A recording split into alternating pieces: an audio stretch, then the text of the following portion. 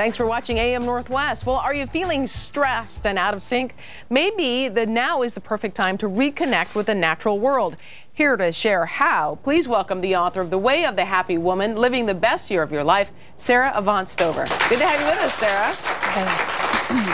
I'm curious, do you think that is it possible that it's harder for women to be happier than men, or? I think it's hard for both of us in this day and age, but I wrote this book because I didn't know how to be a woman in the world today. So I think in a sense of what's hard is how to really embody our femininity and our sensuality and also show up in a powerful way and do what we want to do in the world. So, okay, so what are some of your tips? Because you talk about living the best of your life, but it's reconnecting with the natural world. So let's start with, you say, be selfish. So the first thing that I think women need to do in the morning is wake up and say, what can I do for myself before I start serving others that will allow me to feel connected to myself and fulfilled? So that way when we serve ourselves, then we have more to give others. And when we give to others before we give to ourselves, that's when we feel depleted, resentful, burnt out, stressed. So what do you do in the morning? So I wake up and I spend some quiet time by myself. So personally, I sit in meditation, I feel my breath. Other women could read some inspirational book or poetry or sit quietly with their cup of coffee or tea and reflect upon how they want to feel during their day, rather than just jumping into it and immediately having adrenaline flood your system and being a victim to the rush of the day without first plugging into yourself. Well, I think especially mothers would need to do that. Yes, yeah, get them especially mothers. Little quiet time. Play with dirt. Play with dirt. As women, nature is our medicine. And so we need to align with the cycles and seasons of nature. So the first simple thing is simply just go outside, get some fresh air. It's been scientifically proven that sunlight helps to balance our hormones. So for instance, if you're suffering from PMS, go outside, get some sunlight on your skin, bring some house plants inside with you, have a small fountain flowing somewhere in your home so you can bring in those elements of nature.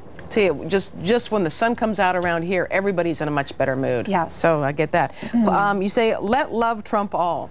So this is about opening to our lives. As women, when we feel like we're under stress, either by circumstance or emotion, we can start to become closed and more hard and rigid. And that's when we feel out of flow with our lives. That's when we feel unhappy. So how can we learn to step into things with an open attitude and start to see that whatever's in front of you is the way, not to resist what's happening, but to say, yes, this is okay, and how can I accept it all in, even if it feels uncomfortable? I don't quite get that one. So for me, that means if I'm in a stressful situation, to take in a deep breath. Okay. To really bring it into my body, rather than normally our stress response is to stop breathing. And that's what creates a rigid response in the body and in our hormones and in our moods. Okay, so you also say to dance, which love this one. Dance, yes. I think as women to dance at least once a week. And it can be as simple as turning on Pandora on your computer while you're washing your dishes and swinging your hips a little bit.